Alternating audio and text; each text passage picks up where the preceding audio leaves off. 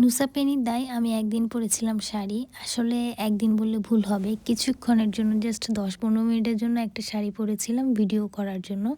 আমার খুব ইচ্ছা ছিল জামাইকে নিয়ে সমুদ্রের পাড়ে শাড়ি পরে একটা সুন্দর করে ভিডিও করব। সো এটার জন্য আসলে শাড়িটা পরা। শাড়ি পরার পরে আমাদের রুমের একদম অপোজিট পাশেই ছিল বিচটা। আমাদের রুম থেকে বের হলে বিচটা দেখা যায় এরকম একটা ভিউ ছিল আমাদের রুম থেকে। অসম্ভব সুন্দর একটা ভিউ ছিল আমাদের রুম থেকে।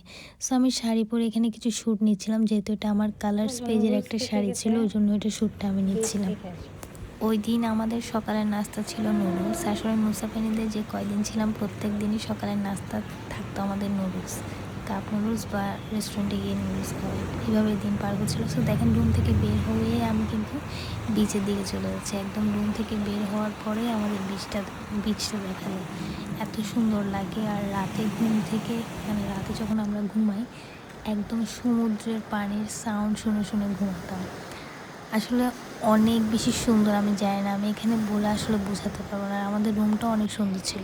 আমরা নুসা পেনিদায় চলে আসছি অ্যান্ড এটা হচ্ছে আমাদের রুমের ভিউটা। একদম ছিমছাম একটা রুম, পরিপাটি, খুবই সুন্দর, আমার অনেক পছন্দ হয়েছে। এই যে এটা হচ্ছে ওয়াশরুমটা অনেক সুন্দর। এটা হচ্ছে ওয়াশরুম।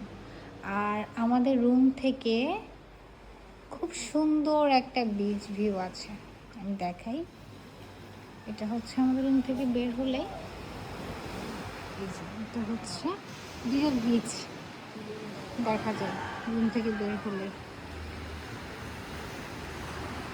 এই যেটা হচ্ছে আমাদের রুমের থেকে বের হলে ভিউ।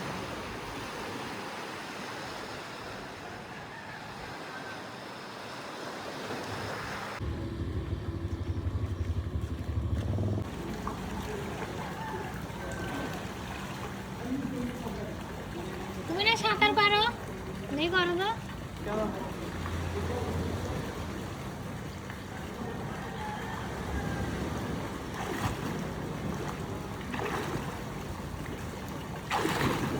কুমির আসতেছে।